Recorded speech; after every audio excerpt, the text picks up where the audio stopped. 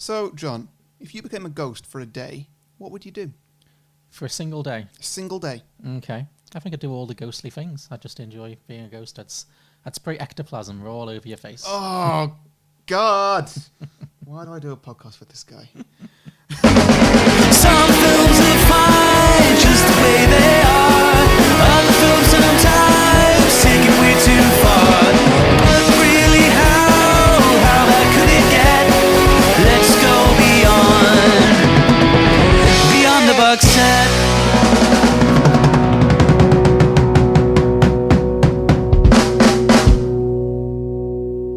Welcome back, everybody, to Beyond the Box Set, the podcast where today we are pitching prequels, sequels, and spin-off ideas to The Frighteners.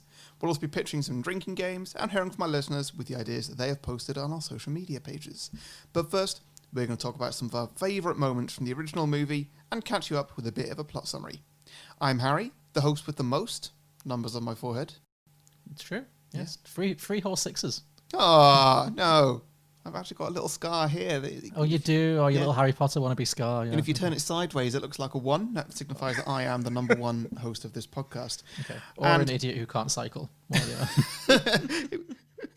It wasn't a cycling accident. I was playing hide and seek. Oh, that's even worse. Then he had to make an exit. No one came to find him. Hey, the head teacher did. She drove me to hospital in her car. Oh, okay. It was very exciting. Feels like a story from another podcast. Okay. And joining me as always, the guest with the best maple syrup recipe because he's Canadian. It's Phil Better. That's right. I have the best maple syrup recipes. You can always find more recipes at the Phil Better Cooking Show, maybe? I don't know. I tried to go with it, guys. I'm sorry. Just go to philbettersyrup.com. Oh, dear. Yep, and get 50% off all maple syrup exported out of Canada. And joining me as always, the host with the most haunted apartment is John Lucas. Hey, I'm very friendly with all of the ghosts in this apartment, I'll have you know. Yeah, that's what alarms me, really. You've already got fantasies of squirting ectoplasm. That's just disgusting. Yeah, come on, John. Get it together. Have a standard. Right, so, hello, Phil. Hello, Phil Better. Welcome back to the podcast. Thank you very much, guys. I love coming on during the Halloween period because it's always the best movies. Is this your second or your third time, Phil? Remind me. I know you were on for Wolf. This is, I believe, my third. So remind us what you've done. This is my second Halloween.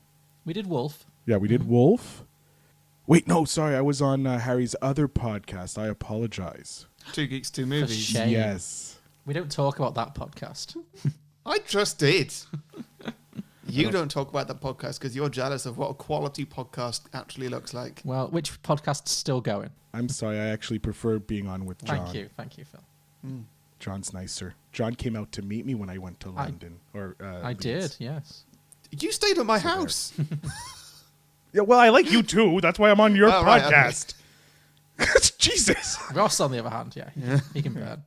Harry, I've been on 3 podcasts 3 times, and I've been twice with John. So who's my favorite podcast?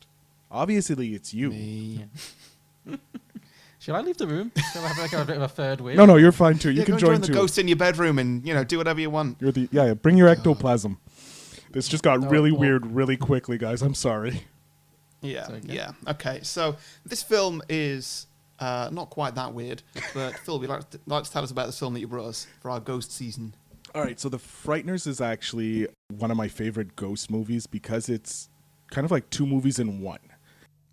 Mm-hmm. You got the silly kind of campy bit in the beginning, and then you go straight horror pretty much at the end. Like the last 45 minutes is just pure kind of a good horror thriller type movie that you're not really sure how it's going to play out.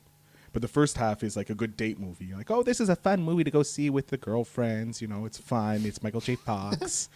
And then you're like, wait, this took a twist somewhere. This is a Saw movie all of a sudden. Like, I wouldn't go that far. well, no, it's not a Saw movie, but it takes that twist that you're like, oh, I didn't see that coming.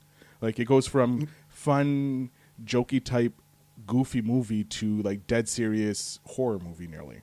And it has that gravitas because they do go, you know what? Let's show the death, and it's not like a campy, like Scream type movie. It certainly goes to some places. Yeah. Yeah. So, It has that. when did? Pardon, go Go ahead. on, sorry, Phil.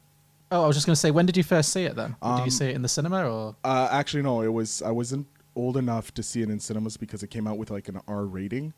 But I saw it like. Really? Yeah, it's really weird because this is actually Peter Jackson's first huge directorial debut. All right, he had his. Oh yeah, I keep forgetting this was his. Oh, you can tell. I think. Yeah. Yeah, you got that nice goofiness that is Peter Jackson's touche when it comes to his horror movies and his genre-breaking movies. His first movie was like Dead Alive or something like that. It was a New Zealand movie, and it blew up. It was huge. So he pretty much had free reign with this, and this is his first major blockbuster movie, if you will. Even though it was kind of a flop because it went against Sylvester Stallone's Daylight. But yeah, they released it too early. I think I read about this. They wanted to release it at Halloween, but the studios insisted on releasing it in the middle of summer, and unsurprisingly, it completely tanked. So. yeah, Weird decision. yeah, because they were seeing the dailies, and they're like, "Oh my God, this is an amazing movie. We can make money. We can make big bucks. Put it as a summer blockbuster." But it's more of a Halloween movie. It would have probably killed at like an October release, like something now, leading up to Halloween. But yeah, so like I saw this maybe a year after it came out on VHS, and I just loved it. That's how old I am. Again, I am the oldest podcaster. Yeah, I just watched it on VHS. I loved it because I was a huge fan of Michael J. Fox, Canadian boy. Yeah, got to support our boys. And I just found it like goofy and funny, but it just had just enough violence for like a teenager to enjoy, just like a 13, 14-year-old when I saw it. So it was like, oh, this is great. It's not too gory, but it's just enough to whet my appetite for horror movies. So yeah. Yeah, I can see that. It's certainly, it's definitely, I think it definitely is like a teen boy kind of movie. Yeah. You got the silliness with the judge in the museum scene. That I'm sorry, I just really find that really silly and goofy, and like it does talk to like the 12-year-old boy in me, but I think it talks also to 12-year-old in everybody. Like the stupid laughing fart jokes will always be funny because it's childish. Like if anybody doesn't laugh at a fart joke, I'm going to question your taste in comedy. Because like just the simple thought of like, just a stupid fart joke in a movie, everybody just chuckles because it's stupid. Like it shouldn't be funny, but it is. And that whole scene in the museum with the judge, that just like, I just love it because of this pure stupidity. Like you have all this kind of like action going on in the movie, and then you have this silliness over here, and you're just like, what? And so you chuckle, and that's one of the things I like about Peter Jackson. He's able to like give you this solid scene that like has intensity, and then he's just going to put in that little comical moment in there just to confuse you and make you enjoy the movie even more. Have you seen, aside from the Hobbit, Lord of the Rings, which are kind of their own thing, have you seen many other Peter Jackson movies? I can't remember all the movies I see, so I'm just going on to his I watch them. Yeah, I've not seen anything other than Lord of the Rings before, so this is a brand new style of his for me. So before Lord of the Rings, he does his low budget, there's Bad Taste, there's Brain Dead, there's Meet the Feebles. There is 3 kind of like video nasty ones that kind of become cult classics. Then he does a film called Heavenly Creatures with a very young Kate Winslet, which is more of a serious drama, but it definitely still has horror elements to it. And then he does this, and then it's Lord of the Rings, and then after Lord of the Rings, it's been a little bit spotty. But So is this what got him Lord of the Rings? Yeah. Yes. This is Actually, really, because this is a big jump. Well, it was this. They used the same production company. It was the this same and visual Dead effects Alive. company. This and Dead Alive. Dead Alive was his movie about a zombie monkey or rat, I believe. Mm-hmm. Isn't that Brain Dead? Did it have a different title in America? Yeah, it does have a different title in America. I just want to make sure. That's one of the priests that goes, I kick ass for the Lord, right? I think so, yeah. It's like a young man's mother's bitten by a Sumerian rat monkey. Yes, that's definitely Brain Dead. Yeah, so that's what in England it was called Brain Dead. Yeah, so the original title is Brain Dead, but in North America it was Dead Alive, I think, because for some reason. So this gave him Frighteners, and Heavenly Creatures is a great movie as well. I love Heavenly Creatures. So like these were like Dead Alive I saw after I saw Frighteners and after I saw Lord of the Rings, actually. So Frighteners was my first movie for Peter Jackson, and I didn't know it was Peter Jackson at the time because I was so young, so I didn't really care about directors. I just cared about stars. And then I saw Lord of the Rings. I'm like, oh my God, this is amazing. King Kong came out. I was like, oh my God, King Kong. You know, I love the original. Who doesn't love the original? And then you got Jack Black in it. You're like, this is perfect. And then I saw, on my way to Vegas, I watched Brain Dead / Dead Alive. And I was like, oh my God, this is horribly amazing. Like, it is, like, the special effects are horrible. Like, this is like a student film. Pretty much. But just how cheesy it is. And you can see the love that he has for the horror genre in it. No, that was my point, because I think the kind of wild, kind of tonal balancing act that this film has is something that you find in a lot of Peter Jackson films. Like, Heavenly Creatures is, on paper, a very sad story about a little girl who murders her mum. Spoiler alert for that film. But it's played just with... right out of the gate. Like, yeah, so she murders... Oh, yeah, by the way, spoiler. I've already spoiled Well, I mean, it. that's pretty much what the film is, the plot of. Yeah, but it's also from 1994. I've never heard if you of it. haven't seen it, I'm sorry. Yeah. I've never heard of it, and by the sounds of it, I never would watch it, so I really couldn't care less right now. Yeah. Well, that's the plot, and it's based on a true story, I believe. But it has these weird, like, wild fantasy, almost campy moments as well. So I think that's his whole thing. He plays with kind of even some of the video nasty ones, like Meet the Feebles, is pure gross out, but it has little moments that are sort of going for something of an emotional kick. So yeah, I think that's Peter Jackson's whole style, is these kind of wild tonal shifts in his films and kind of keeping that balance, which sometimes works, sometimes less so. Yeah, I think when he has the chance to not make a big budget movie like The Hobbit and The Lord of the Rings, like those movies, you can't really have those tonal shifts that are his, because it would just ruin the movie.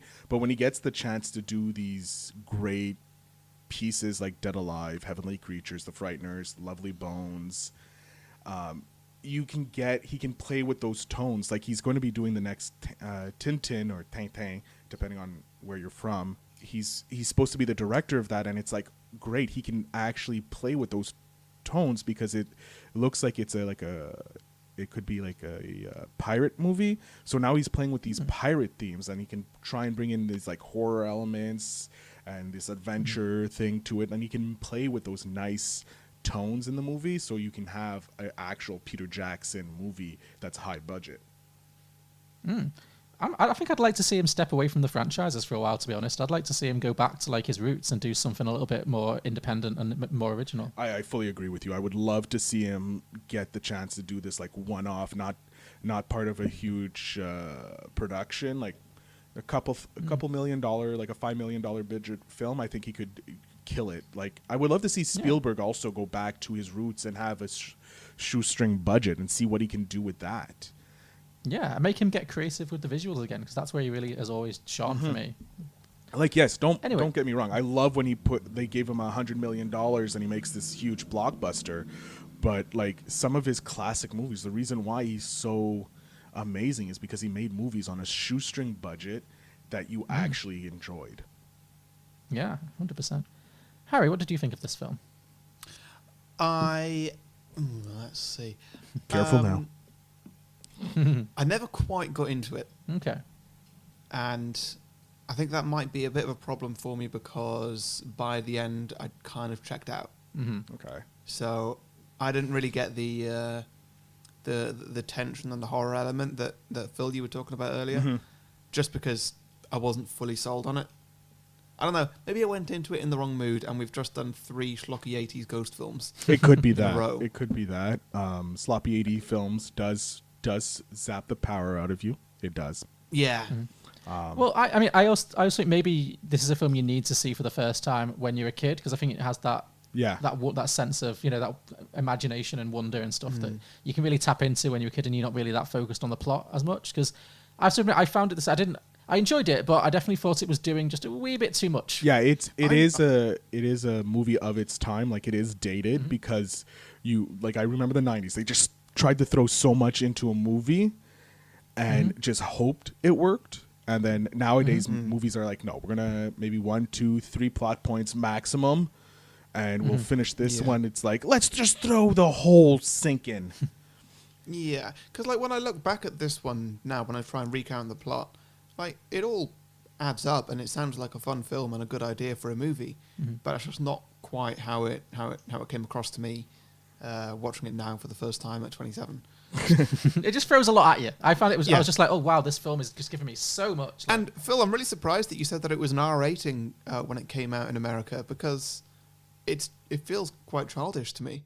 The reason why it got slapped with an R rating is really because of Jackson's Dead Alive / Brain Dead.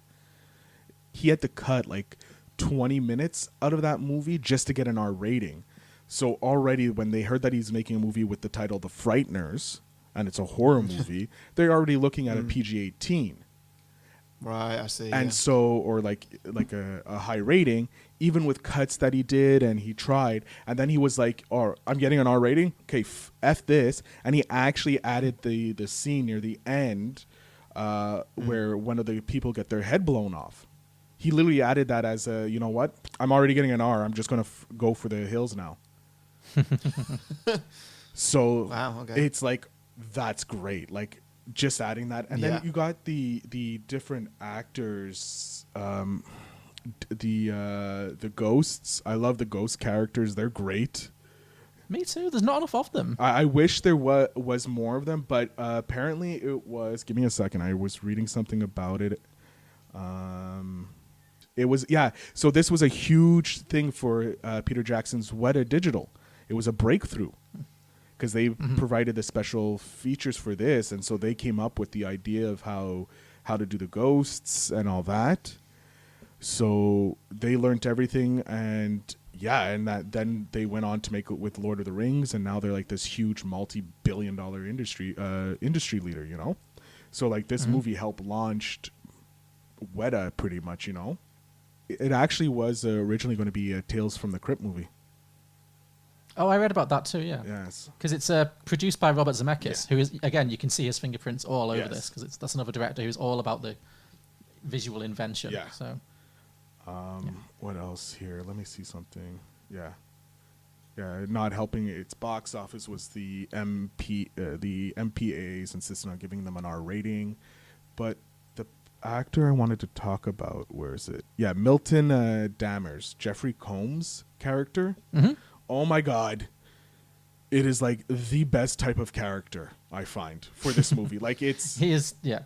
That's the sheriff who's afraid of women. Who? Oh, yeah. the FBI. Yeah, the he's FBI a whole lot of a lot. Yeah. Yeah. Yeah. He's a very like really weird character, but he's like just going from his like beginning insanity, just the way he like starts, and you're like, holy, this guy is weird. Maybe he's the actual killer, and then just the twist at the end, and you're like, what the fuck, man? You know. Yeah, I think that's what I mean about the plot, like throwing a bit too much at Yeah. me for me, because it was like, by that point, we're like, it's also a long-ish movie. It's like a 2 hour and 5 minute movie, and 90 minutes in, you've already got Michael J. Fox's plot. He's a con man, and you've got this kind of parallel plot with the woman Lucy, and the murderer, and then you've got at the end this reveal that this detective guy does this whole crazy speech where it turns out he's part of the Manson family, or Yeah. there's a whole cult. I mean. And it's just like, whoa, this movie's throwing a lot at me. Like, Yeah, like Yeah. this they could have like slimmed a lot of it. I think I do enjoy the FBI agent Milton Dammers. That character needs to be in it. For me, I think he's a pivotal plot, because he adds this nice, like, you have Michael J. Fox, who's kind of, if you will, the straight of the thing, and you got Dammers, who's always the butt of the joke. Like, he's always like completely off, like no matter what. Like, you have the scene where he's like, no, I think Mr. Bannister is a very criminal mind and we won't see him at all. And then Michael J. Fox just like walks in right there and he's like, no, I'm right here, man. I want to report a body.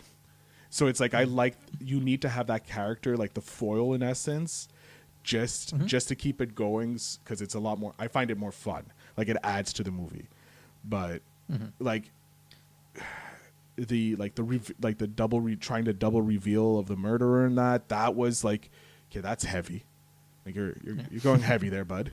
And then you got the love story going on, and then you got this kind of the stories with your three ghosts as well. So it's like all like, you're like, okay, we're juggling a lot here.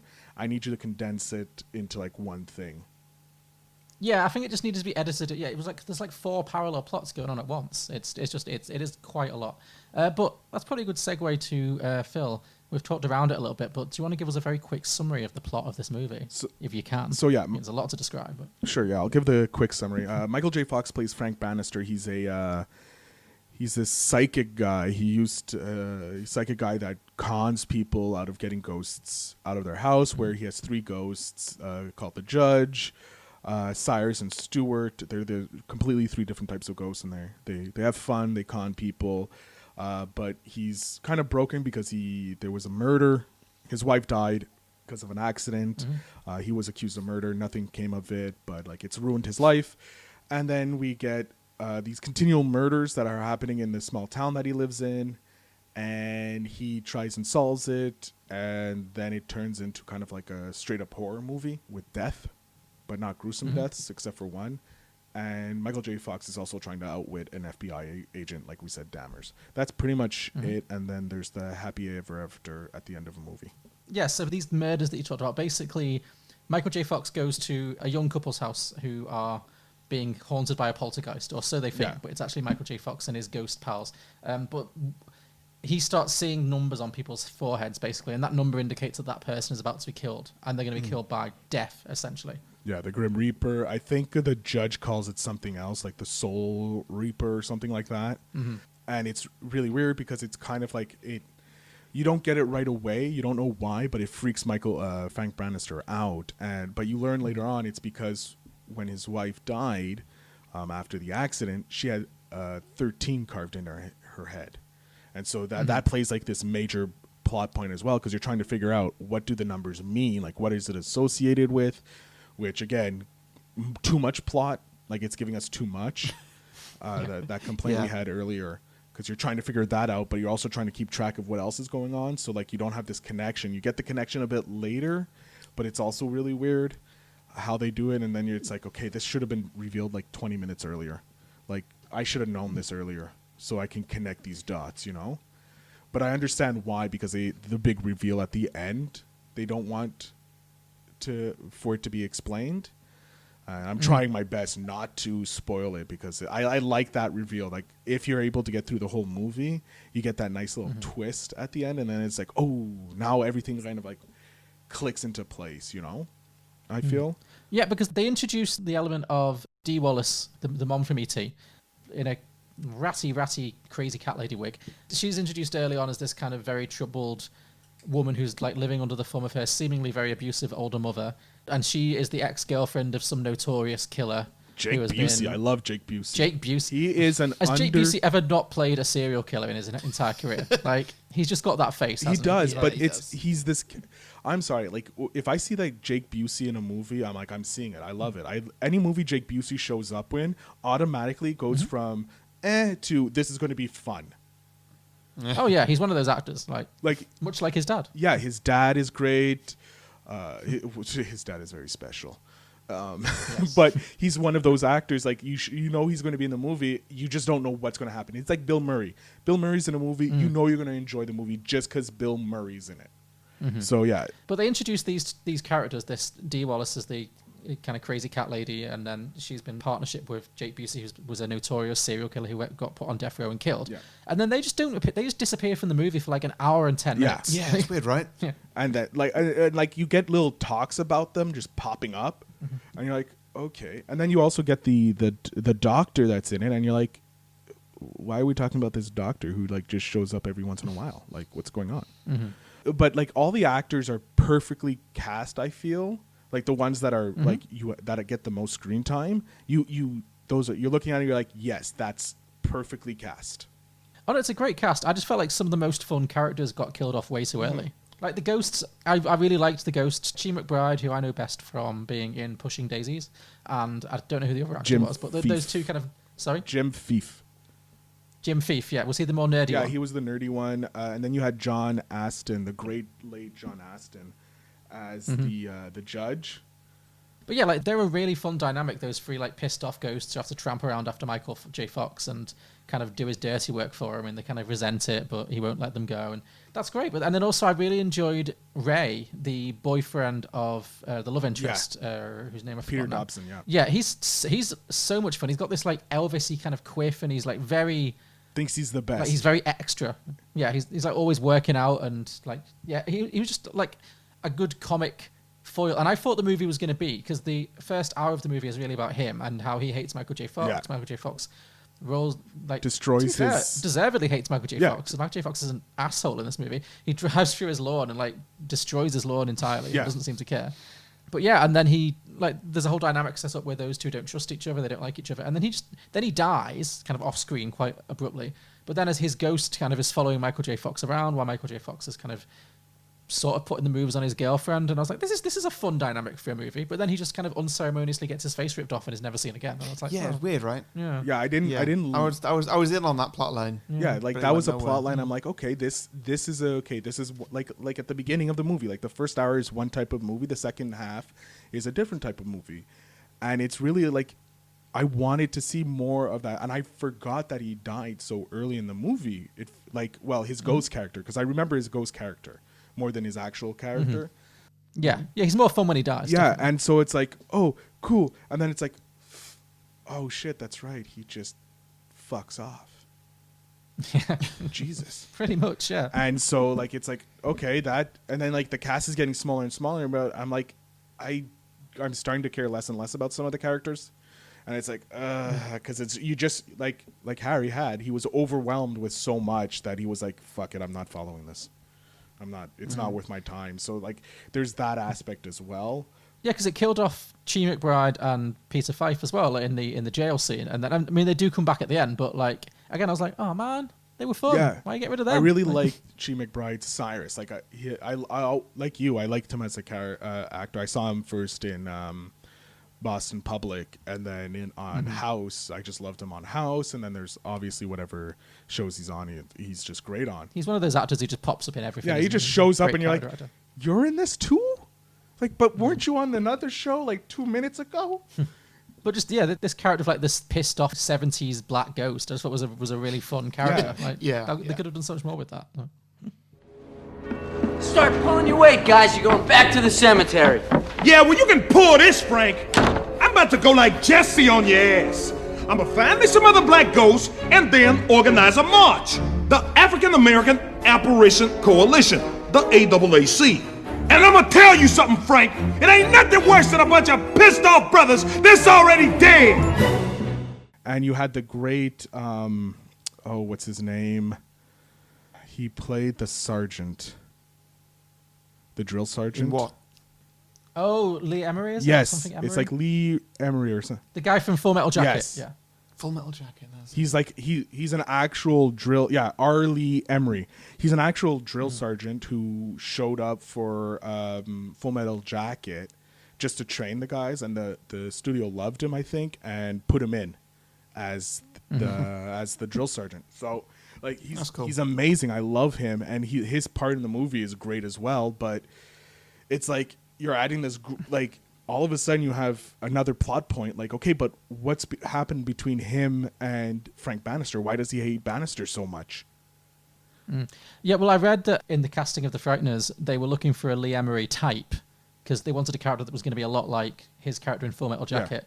And then they auditioned a bunch of people and they couldn't find anyone. They were like, should we just cast the guy? And then they just did. And so he's just in the movie, which is great. Like, I always find it so weird when you hear about those casting stories when it's like, oh, we're looking for a Lee Emery type or something like that. Well, should we just cast Lee Emery? Should we see if he wants to do it? He is acting right now. yeah, that's essentially how it worked. They couldn't find anyone who did it as well as him. So, well, let's just get him in. And he was willing to do it. So, Yeah. Yeah, well, Michael J. Fox was the only choice for the lead. And this is like, he just got, what really sucks about this is his like last leading role in movies because he just got diagnosed or got found out that he had Parkinson's. Yeah. So he was like, and well, he went and did Spin City for a few years as well. so to like be this, fair. no, but as a movie, like leading man in a movie. Yeah. So this was his last one, and then he made his triumphant return with Spin City, where it became a little more open that he had Parkinson's. No, that was when he returned back to Spin City later on. But yeah, it's like his last movie. It's a great movie, and yeah, I can't. Michael J. Fox, man, he's great. He is great. It's always good to see Yeah. him. So, and he was a lot of fun. I think he gets that line in this film because he's playing kind of an asshole character. Yeah. Like, his character, you need someone who can be that kind of Charming asshole. Yeah, exactly. How you'll still like them a little bit, even if they're not being the most sympathetic. So, and I think Michael J. Fox is very good at that. So, the kind of anti-hero kind of thing. Shall we move on to drinking games, guys? I like drinking games, yes. Harry, do you want to start? Yeah, sure. So first one I've got here, I've only got a few. First one I've got is fairly standard. Is drink whenever a ghost goes through something or something goes through a ghost. Oh, God. Because I feel like in this film, more than other films you've done this season, it really leans into it. Like, it actually is a thing for the ghost. It's not nothing. Yeah, that's what I was going to say. Like, it made more of a physical comedy bit of it, like how the geek ghost can't really get through doors properly. And when Ray's getting buried alive. And yeah, lots of stuff of them going through, seeing their own decomposing corpses in the coffins, which is very dark. Yeah. Twisted. Yeah, I enjoyed that a lot. Phil, do you have a drinking game? Yep. Anytime the word ectoplasm is said. Oh, yes. John's favourite. That has been missing from the other ghost movies we've done so far as well. It has, Genuinely, yeah. I like a movie that acknowledges the whole concept of ectoplasm and makes it a whole thing. And Yeah. this film had a lot of fun with that as well. Which, I mean, how would you have used ectoplasm in the movie Ghost? true, it would have been a bit gross. Like, I don't think it's that kind of. It would have made the pottery scene just a little. I don't know how well ectoplasm mixes with wet clay, but I can't imagine. Pottery. Ectoplasm everywhere. I am now picturing how they could have brought it in. Like that scene where he takes over Whoopi Goldberg's body and then goes and kisses what's her face, and then just imagine if he just got a bit excited. Yeah, that's not ectoplasm. And it's all over Whoopi Goldberg. Yeah. Oh no. Whoopi wouldn't stand for that. Whoopi would have gone, No. I'll be right back. Something's weird. Yeah. Another one. Whenever Bannister's name is kind of said in anger. Mm-hmm. Just because it's like, sometimes it's like, okay, Frank, and then just like he does something and it's like, Bannister! I feel like the Jeffrey Combs character is very much being like, Bannister! Yeah. And like shaking his fist at The sky. nothing, I don't know. Yeah. Very much so, yeah. Yeah, because he seems, Michael J. Fox's character is painted very early on as like an asshole, basically. Like, he's this fraudulent con man, basically. But there's like the whole neighborhood seems to dislike him as well because he gets exposed by the newspaper person, the very British newspaper person. Yeah, Elizabeth Hawthorne, Magda Reese-Jones. Well, we'll talk about her because we haven't really mentioned her yet. But she falls into a couple of my other drinking games. One of which is Wigs, which is certainly a very wiggy movie, which I always enjoy. So. Yep. And my other one was Drink for Flashbacks. There's a lot of flashbacks.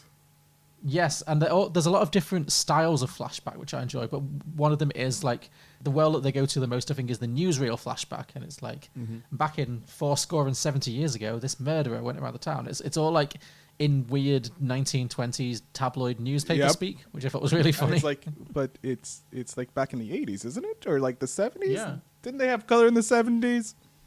Harry, have you got any more drinking games? Yeah, I've got drink whenever you get confused about the rules of this universe. Okay. Main example, ghosts can feel pain, get injured, and eventually die. Yeah, I found that confusing too. I was like, okay, so ghosts can't be killed by people, but they can be killed by other ghosts. But also they can be like run over by a real car and it'll hurt them. They won't die, obviously. They'll just meld back together again slowly. Yeah. Or the fact that it's like they're made of silly pussy. Michael J. Fox is the only one that can physically interact with them, but they can physically interact with anybody else. Yes, that's true because they can like wrestle people. Yeah, like you have manipulate objects. Yeah, and so it's like what's going on? But like no one else can touch them. What the fuck? So yeah, I was super confused by that. But at the same time, I'm like, I allow it because it's this universe. There's no rules. Yeah, you just need to like wave it away. It's not something to really dwell on. But yeah. Phil, have you got another one? Not really. I just had like two. That's fine. I had a couple more. Drink every time somebody ascends into heaven, because a lot of people get killed in this film, and for the most part, they seem to like involuntarily just get sucked into heaven or into the light. I noticed it when the British lady dies. Like she's still like screaming abuse at. It's not exactly an angelic ascent. It's like she's just like, "Fuck you, you fucker! You murdered me, you fucker!" It's like it was a lot. And then you're like, wonder how heaven's going to react to that. Yeah. Oh, it's the best way about going in it, like getting pissed off at someone.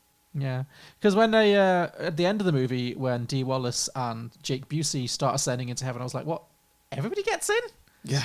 Literal mass murderers?" And obviously they turn it around and then they get sucked into hell. But I was like, "Wow, that's an open door policy on the old pearly gates there." Like, when he said he forgave everything, he really meant it. Jeez, he really did. Yeah.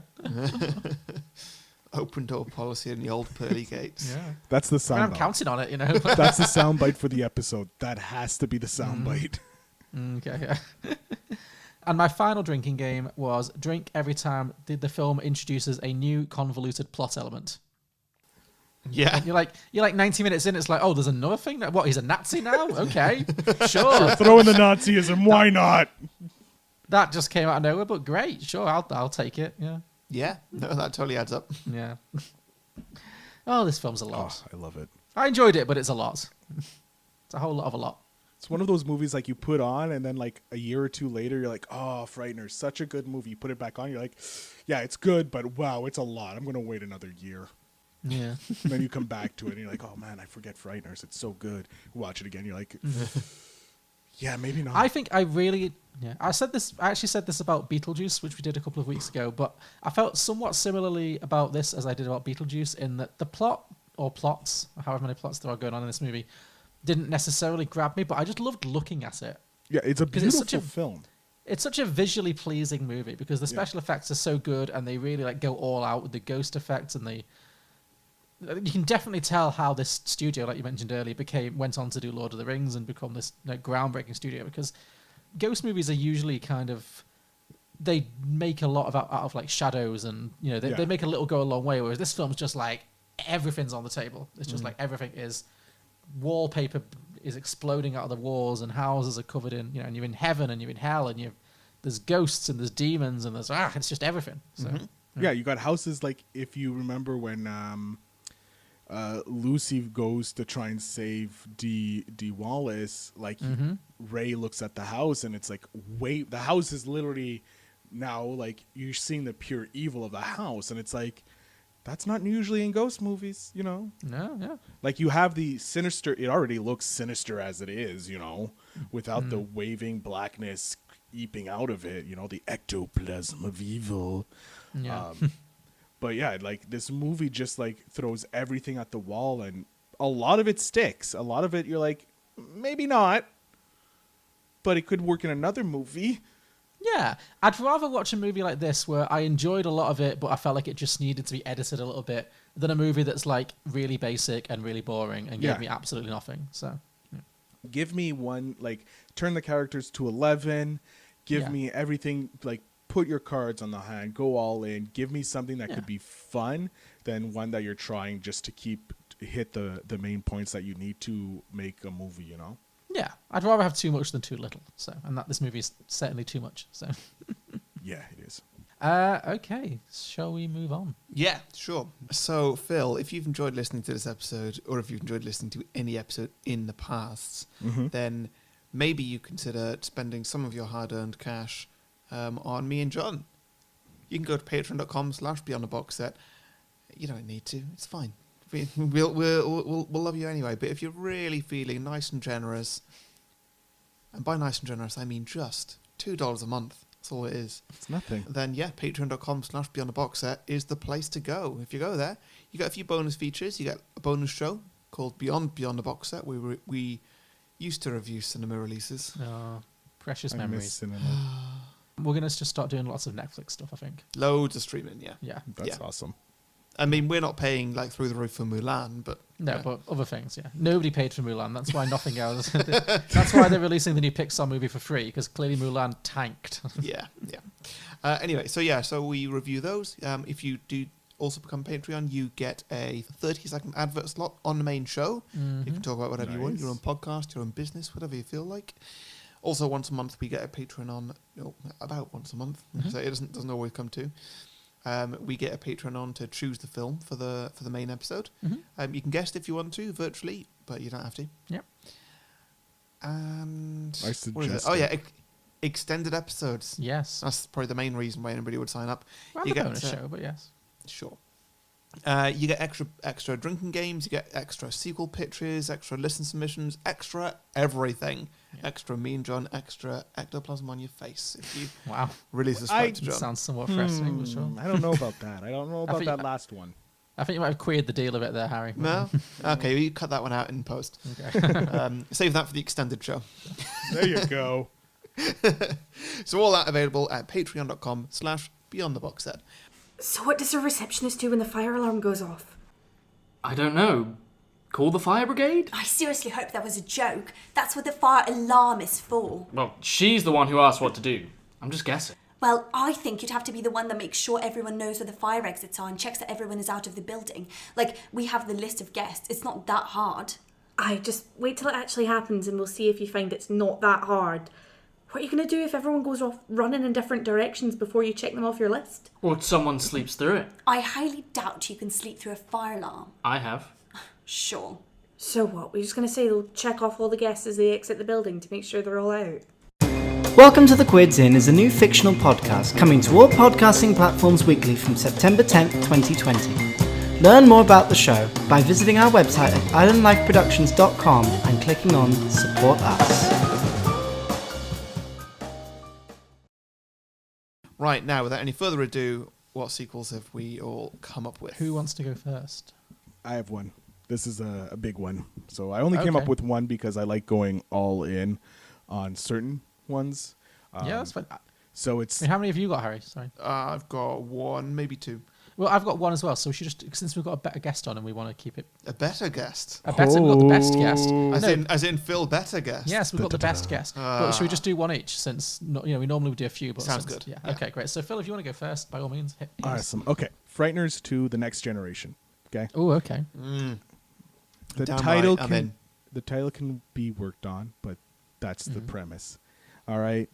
It has Michael J. Fox. You have Trini as Lucy again. They're married. It's 25 years later, so it's a full generation later. They're grandparents, if you will. Their kids are grown up. Now you have their grandkids are now dealing with a new horror. Something's coming up. It's like the town is being haunted again? Yeah, the town's being haunted again. Or a new town's being haunted, if you will, whichever one. So that it doesn't replicate it, another small town USA, if you will. Mm-hmm. And, it's going through and the kids are figuring it out because, like, a parent died or something close. They kind of see ghosts, but they don't know what it's like.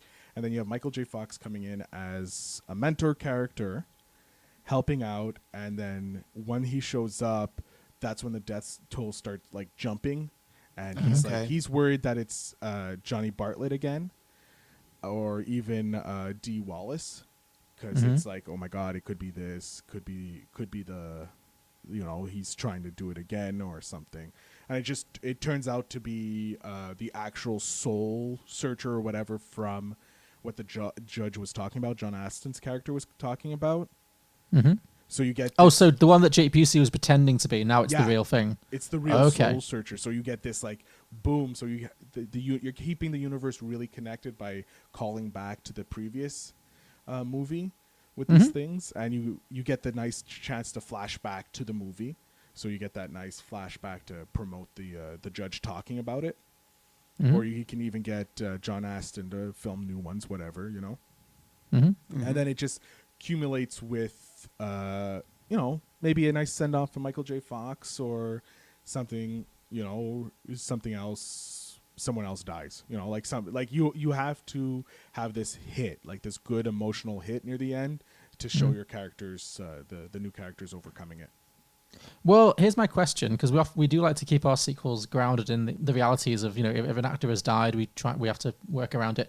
Is this film going to acknowledge that Michael J. Fox, because he still does act occasionally, he's not completely incapacitated, is it going to acknowledge that he's kind of frail now and he's suffering from Parkinson's or maybe something similar that's kind of making things harder for him? Would that be an emotional journey for the movie? Yeah, that's why I want him to come in as a mentor type, kind of like a rock, sure, yeah, like Sylvester Stallone in Creed, because then it acknowledges his Parkinson, because sometimes he may have developed Parkinson's through his life, so it's that's fair. So he doesn't have to hide that's there, and it doesn't put too much of a burden on him because he can come in and just do these miniature, like couple days each for filming. So it takes care of that as well, because he doesn't have to be this huge part of it. He can be in this like flashback sequence, if you will, or like he can come in, tell the kids, and then he gets killed, you know. So like the kids kind of have to learn from maybe Trini, if you will. Like she can be the mentor. Like you have these nice little different emotional things that you can connect with on it, and fully acknowledge that Michael J. Fox has Parkinson's and it's nothing to be ashamed of or anything like that. Oh, that sounds good. That actually sounds very similar to the idea I came up with. Maybe we can collaborate on this. And, you know, when we sell this to the studios for the for the millions of dollars. So I had a similar thing about like a mentor-mentee kind of relationship. So in my one, if you don't mind me taking this next one, Harry, no worries. Close up. My thought was that it's set in the same place, this kind of Anywheresville, USA kind of place, but a new police chief moves into town to replace Sheriff Perry, the guy from ER, the older guy who played the sheriff, the nice sheriff, not the evil sheriff in this movie. So he's retiring, and a new police chief has moved into the town to replace him. And I was thinking this new police chief could be played by Aubrey Plaza. Ah, yeah. Because I feel like she's kind of got a female Michael J. Fox vibe, you know, because she's kind of deadpanish and, you know, like grumpy but likable kind of thing. Yeah, I can feel her being in that type of Frank Bannister type character. Yeah. So she moves to the town. It's set somewhat in the present day, although the actual time period doesn't matter. So she moves in and she takes over as police chief. But initially she really struggles with facing a lot of sexism from her fellow officers who don't really accept her as like their superior. And also the community at large doesn't really take her very seriously. So that's something she immediately has to deal with. You know, as the chief of police, she really needs to be taken seriously. And it's a struggle in this town because they just kind of don't take her seriously. So that's one challenge for her. But worse still, shortly after she moves into a new position, a spate of spooky murders start taking the town all over again. And all these people start turning up dead. But I'm thinking the difference between this and the first movie is that all of the victims of this new kind of I keep wanting to say extraterrestrial. How do you call it? What do you call a ghost? Like Paranormal? Paranormal, thank you. Yeah. The victims of this new paranormal killer are all women. It's all women who are being murdered. Right. All okay. different ages, and you know, it's you know, just like this one. Like, there's no one safe. You could be 26 and a gym addict, or you could be 50 and whatever. But all people who turn up dead are women. So Aubrey Plaza has to investigate this, and it quickly becomes apparent that it's a supernatural thing. And this is why I was thinking she could work with Michael J. Fox, and you could have Michael J. Fox, much like your one, in a relatively minor supporting role where he just pops up as a mentor, but he helps Aubrey Plaza, and maybe she also has the ability to see ghosts due to some traumatic incident in her past, which we can maybe explore with some flashbacks. But she doesn't understand what it means, and Michael J. Fox helps her to understand. He's like her Yoda. He helps her to understand this special power that she has and how she can use it to investigate this spate of murders. So that was kind of the mentee-mentor relationship. And then I was thinking, as she investigates, as the movie goes along, she discovers that the murderer, the paranormal murderer who's killing all these women, is in fact the ghost of Milton Dahmers, the Jeffrey Combs character. Oh, I love that. Because he has, in the film, he says he has a real problem with women because he was part of the Manson family for a while, and he obviously had a lot of trauma, and he's like in his life he was mortally afraid of women, and that contributed to him being killed. And he was killed by a woman which I thought was a really good touch, because the whole film characterizes him as being scared of women, and then in the original film he gets shot in the head by Dee Wallace. Oh my God. Yeah, so I was thinking in his afterlife, he's started stalking around the town. He just hates all women. He's a misogynist, so he's just killing all the women in the town. And Aubrey Plaza, being like a female police chief, she's dealing with misogyny as well, and so she has to, like, I guess, track him down and find a way to take him down. So Okay, so one, better than mine. Love it. 2, it's great because at the end of the first one, Dahmers is following around Perry. Yes, that's what I was thinking. He could be really annoyed that his former partner has been replaced by a woman because he hates women. So. Yeah, so you have that aspect, and instead of, like, she can't. What I'm thinking is she can't originally see the ghosts going on, and she's hearing whispering until Dahmers tries to kill her, but is then saved by Michael J. Fox, Frank Bannister, with Trini as Lucy playing his kind of like partner in this. So, and then the trauma of being nearly killed means that she can then see the ghosts. Yeah, she starts seeing the Oh, that's ghosts, good. seeing stuff, and then so she goes to Frank Bannister. That starts the mentor-mentee relationship type thing, and a great thing would be for to keep Michael J. Fox, to maybe the least amount of role possible, respecting his his criteria. Maybe have him killed, and then you have Trini and Audrey Plaza try to take down Dahmer, and you can have Trini maybe also die as well. Yeah, you could. I like that a lot. You could have like a moment where Aubrey Plaza's character is like being literally killed by the ghost, and then this could be like halfway through the movie maybe, and then Michael J. Fox, kind of who's not been in the movie at all before this, just appears and saves her, and it's like a fuck yeah, it's the original guy, yay moment. But then in saving her, he also dies, and but the trauma of all that passes on. Maybe his last act is to pass on his ability to see the dead to her, and then Trini, the love interest from the first movie, helps us understand exactly what's going on, and the two of them together take him down. Oh, that could be good. I like that because you got Lucy getting her kind of like her final closing on the original movie as well, because she gets to take out Dahmers who traumatized her. And you have the passing of the torch to Audrey Plaza if you want to do more movies with it as well, so you got these. I like that. That's even better than my idea with the grandkids. This makes it even better because you're tying in both movies even more. Well, yeah, I think I think your idea combined with my idea, we've got a movie. I think we've got a solid movie. Yeah. So now we just it's a shame the original didn't make any money, or we could pitch this. Sadly, I don't think the world's crying out for the Frighteners 2, but if it was, then I think probably could. I think we probably could. Because come on, if there's no original movies, they have to take this, and this is a cult classic. True. Yeah, maybe it's one of those ones that's built up enough popularity over the years that yeah. We'll talk, Phil. We'll talk. We'll consult some agencies and some representation, and we'll see what we get can this do. Pitched. Yeah. It's going to make us rich. All right, Harry, over to you. All right, great. Well, thanks for working together on yours. So it's maybe really yours could be good, part of it as well. It depends what route we you can take. help you. You've just left me with this piece of crap that I'll come up Oh, with. Harry, come on, deliver it with confidence. Jesus, man. Okay, so set a couple years later, Michael J. Fox and his ghost friends, I assume new ghost friends. Okay, so there's a new pack of undead people. Yeah, who are his friends? Sure. And he's gone back to his older life of being a con artist again. Oh, okay. So is it still Michael J. Fox? Probably not. Okay. For a multitude of reasons. But is it the same character? Is it same character, different actor? Okay. Yeah, sure. yeah. Okay. Yeah. Any idea who I don't know. I mean, who's the modern Michael J. Fox? It's a hard one to say. He's such a unique kind of actor. You could kind of have. I mean, I know. He would be. Oh, go on. Give me a second. I'm just pulling up the actor because I want to get his name right. Hold on. Jake Johnson. Oh, okay. From New Girl? Oh, yes. Yeah. I feel that could be good. Yeah, I like that. I see that. Yeah. I feel like he can pull off that charming, he can be an asshole, but he's also you can forgive him because he's kind of got a goofiness to him. Yeah, that works. So go on. So it's Jake Johnson playing the same role as Michael J. Fox. It's been a couple of years. I'm happy with that. Yeah, and he's got a new gang of ghost friends. Okay. Do you guys have anybody that you'd like to pitch here?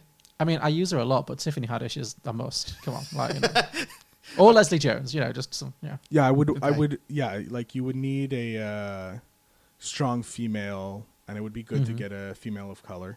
Because that could just add to it. You need. Not Michael Cera, because I don't like him. John, could we cast the Queen from Drag Race?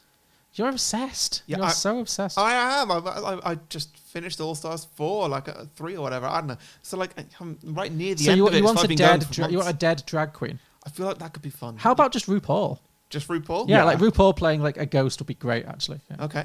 Yeah, I'm down with that. Do you want to pick a third character? So somebody to really sort of grind their gears. Some kind of contrast between RuPaul and who was the other one person we said? Tiffany Haddish. Yeah. A loud black woman. Yes. So RuPaul, a loud black woman. So I feel like we definitely need to go the other direction for the last one. You need a meek man. You need a meek man who gets overpowered by these two very dominant women. Yes. Or dominant people. Someone. Maybe like Jason Bateman. No. I want someone young. I think someone younger I would was be thinking better. younger. Okay, yeah, sure. What's his name? He's Canadian. Oh, I haven't. Jay Baruchel. I don't know him. What's he been in? Jesus, how do you not know Jay Baruchel? I'm so sorry. I don't watch a lot of Canadian. I mean, the name rings a vague bell. Is he in this? This Is Us? Is that? Am I thinking of someone else? No. He was in. This Is the End. He plays the voice of Hiccup in How to Train Your Dragon. Oh, okay. He's a local Montreal boy, so got to promote my Canadian guys, right? Sure. But absolutely, we'll definitely. Okay, well, in that case, if we're casting him, I would like to cast him as because I think what would be a good contrast to being cast with RuPaul in the same group. Yeah. He is a closeted gay, Mm-hmm. but how we talked about earlier, how ghosts can't take off the clothes that they died in. Okay. He can't come out of the closet. He's trapped in the closet. Yeah. So you just hear his voice from a literal like paranormal closet, just like. Yeah. Well, this feels on the nose. No, I like yeah, that. let's definitely make a lot of jokes to that within this film where he's okay. His way of haunting a house is like rattling the closet doors or something from the inside. Sure, yeah. But yeah, I don't know. I could see that would be funny of just like RuPaul just sort of talking to him and trying to like get him to admit that he's gay or something, but he just can't. He physically can't. Okay, cool. That works. So you've even though he wants to. So you've got new Michael J. Fox as Jake Johnson with his trio of ghost accomplices. Yeah. What are they doing? So they're back to that con where they're haunting a house and getting residents to pay for the exorcism. Sure, yeah. But one day they haunt a certain house where the homeowners just aren't scared of anything. Okay. And if they're not scared of anything, then they're not going to call Jake Johnson to come and get rid of the ghosts. Okay. So why are they bothering? Is it just because are they like super rich? Yeah. Okay. Yeah, sure. Let's go with that. Okay. I say that maybe they're super rich, like hipsters or something. Sure, yeah. Something that's really it's good to point and laugh at. An easy target, yeah. Yeah. Sure. Okay. Yeah. But yeah, so the ghosts, they're trying their absolute hardest. You know, they're rattling the closet doors and, I don't know, RuPaul's throwing wigs at them. Or I don't know. And, when the ghosts, they're trying their absolute hardest and somebody shows up to offer their services to try and help them. What, another ghost or another person? It's Beetlejuice. Oh, okay. So you're bringing it back to our Beetlejuice episode. Okay. Yeah. That's what I've got for that. Okay, sure. Where do you want to go from there? So Beetlejuice becomes the new villain because he's like this agent of chaos. Mm-hmm. Much like, I mean, Beetlejuice wasn't a serial killer that we know of. No. But like in terms of like energy, not a million miles away from Jake Busey. So no, totally. I can see that. Yeah. So Jake Johnson and his crew of wacky ghosts have to kind of find a way to send Beetlejuice back to hell. Yeah. And Beetlejuice is just running rampant, and maybe he is killing people. Maybe he's gotten a lot darker from the original movie. But well, going on from this, so why do you think it is that they're not aligning with Beetlejuice? Because his thing was that he likes to get rid of the humans from the house, and these ghosts are trying to scare the humans. So he's probably going to be really good at that. Yes, but they don't want the humans to run away. They want the humans to pay. Yeah. So maybe they get offered, maybe these rich hipster humans are scared, but they offer Jake Johnson $1 million to get rid of Beetlejuice, but it's easier said than done. Right. Okay. Yeah. So there's a real financial incentive. So Beetlejuice has got it in his head that like, oh, if I help out these ghosts led by RuPaul, then that's going to work well for me in the long run. Well, he's just like he's trying to block them from getting the money. Like he learns that they've been paid a huge amount of money. Even better. Yeah. Yeah. So it's like Beetlejuice is just being an asshole because he's Beetlejuice. Beetlejuice is an asshole. Yeah. So it's like these ghosts and Jake Johnson versus Beetlejuice.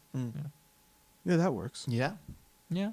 Or like the RuPaul's group of ghosts, they start and the hipsters are like, no, that's not impressive. That's not impressive. And then the nerdy character, goes, well, I heard about this really macho ghost that like everyone like scared of. And they're like, okay, who is it? They summon Beetlejuice and they're like, the ghost, like they say what he wants and he's like, okay, cool, yeah, I'm down, Michael Keaton high on coke, just ready to go. He goes, he does what he does, and they get the call. And when Frank Bannister goes to get rid of Beetlejuice is like, fuck no, man, I'm staying for fun. And then he starts doing more and more chaos around the place, like not just this house but the whole city. So it involves getting even more,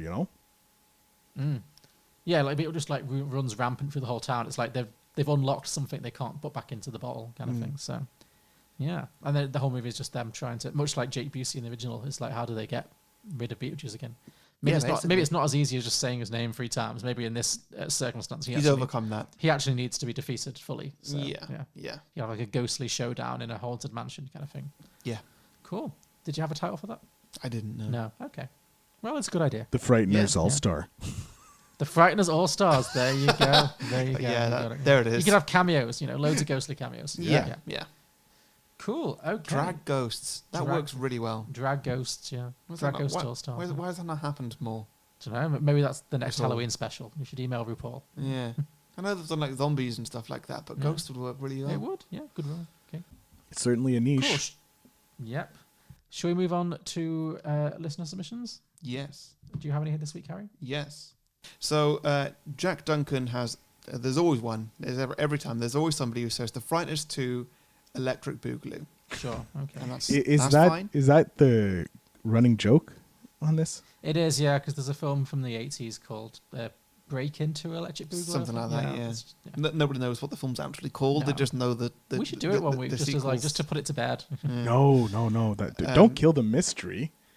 True, actually, yeah. It's better. Some things we're not meant to know. But we've got that. We've got Too Fast, Too Furious. We've got Back in the Habit. There's another one.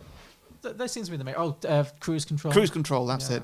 Yeah, that we get them every week. But yeah, so Trent Duncan has said the Frighteners 2 Electric Boogaloo, and then has clarified in his comments, actually, ectoplasmic boogaloo. Okay, that's better. I like that better. Yeah, boogaloo. I like that. That works. That really works. Yeah, I'm down with that.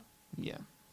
Chris, I've got a lot of love for this. A lot of people saying they adore this movie, think it's supremely underrated. See, there is. So damn good. See, John, I told you. Underrated gem. We could get a sequel. Excellent. Yeah. Okay, you've really struck a nerve with this one. Alexander Clark says frightened. Yeah. Instead of the Frighteners. Just frightened, yeah. Just make it a bit more present tense. Mm-hmm. The Frighteners 2. Not actually that scary, mate. So macho, yeah. Frighteners 2, Back in the Act. Mm-hmm. Okay, yeah, that could be a title as well for yours. That works as well. This isn't a sequel, but Chris Waters says, this was the movie that I would request the most when I was a child. My dad said I watched it more than Sesame Street. Wow. See, there is a giant market. I can guarantee Halloween, you make a Frighteners 2, boom. But this is what I mean about this film. Like Phil, you said it was an R rating when it came out. But everyone just loved it when they were kids. Yeah, they preferred it to Sesame Street, like a show about puppets. Yeah. Well, because it's not, if you look at it, like a parent would watch this and be like, this is not an R rating. There's no, there's no solid violence. The biggest thing is a guy gets his head blown off. Yeah. That's it. That's pretty much it. Yes, there's dead bodies. You see someone with a 13 carved in their head. But this day and age, that's like, are you serious? That's like that's in every horror movie now. Like people are literally getting their limbs chopped off in like Final Destination, and people are like, yeah that's a PG-13, maybe a hard PG if we will. So you can seriously amp up and go like to the next mile with like the gruesomeness in this movie, and still be good probably for a PG-13 movie. Yeah. Any more, Harry? No. Okay, I have a few as well. I'll quickly whiz through. Adam Capitano said The Enlighteners. Nice. Okay. Joseph Guerrico said The Frighteners, a courtroom drama about the lawsuits against the Frighteners. So it's like the plaintiffs and the the Frighteners versus the Frighteners. Could be good. Like Ally McBeal style. I like this one. Good pun work here. Ryan Klemer said Frighteners 2. 2 wrongs don't make a fright. Oh, that is good. Oh, puntastic. I like it. Yeah. Speaking of puntastic, Brian Markowski said Frighteners 2, blinded by the fright. Bruce Springsteen stars as himself, a man who late in life discovers his ability not only to speak to ghosts, but also to jam with them. Touring with the Dead will take on a new meaning after this smash hit sequel. I'm sold. You got the boss in it. I'm sold. Oh, yep, I'm on board with that. And finally, Mike Visa said, maybe just make something using the fun premise of medium actually can see movies, but is still a con artist, to make a movie that's actually enjoyable to watch. Ow. So I think it's a sick burn from Mike Visser on this movie. I think he wasn't a fan. So. Mike, who hurt you? Who hurt you as a child? The Frighteners, obviously. But, damn. Never mind. So thank you everybody for those sequel ideas. We ask for your listener submissions every week, a few days before we record, by putting out posts on Facebook and Twitter where you can list your ideas. So make sure you like and follow our pages if you don't want to miss out. To listen to more episodes of Beyond the Box Set, you can subscribe and browse our back catalogue on any podcasting platform, including iTunes, Spotify, Google Play, and many others. You can also leave a 5-star review, which really helps us to get new listeners, so please do consider doing that if you haven't already. We are also available on Patreon, which is exclusively for the people who would rate us more than 5 stars if they could. You can find all the relevant links in the description below or at beyondtheboxset.com. And next week, Harry, we have a Patreon choice. Okay. I put it out there. One of our patrons called Bryony, one of our Quieter patrons, she doesn't want a guest, but she just wants us to do this film.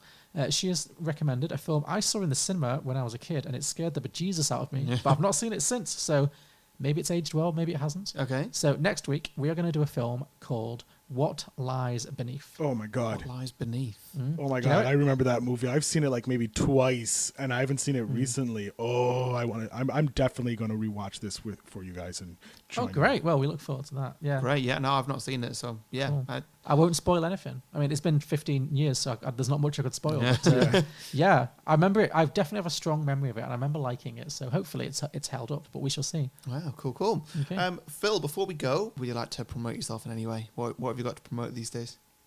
Well, not much, because I'm taking a break from podcasting. I do have about 3 episodes I would drop on my podcast, The Phil Better Show, talking about some classic horror movies from some great podcasters I have on the show. There's about 3 episodes that are going to be dropping on Monday, 1 episode each Monday, so there's that. Apart from that, I'm not doing much, really, because I'm just trying to get through 2020 alive. Your maple syrup line. Yes, I have my maple syrup line. I philbetterrecipes.com. apologize for that. Yes, I have a maple syrup line. You can find everything at merchbyphilbetter.com. And no, I don't have much going on. Just trying to get through 2020 and just see. Hopefully, 2021 will be better. Yep. No, I'm sure it will. Aren't we all? Brilliant. All right. Well, I guess that's it. Yeah. So join us That's next us. week for What Lies Beneath. Yes. Thanks, Phil, for joining in. Thanks, Phil. Always a pleasure. It's my pleasure to be on, guys. I always love listening to you guys, and even though I don't submit all the time, I do come up with some ideas. So I'll try and do it for next week. Excellent. Yeah, we look forward to it. Lovely. And Great. see you next week. See you next week. Thanks a lot. Bye.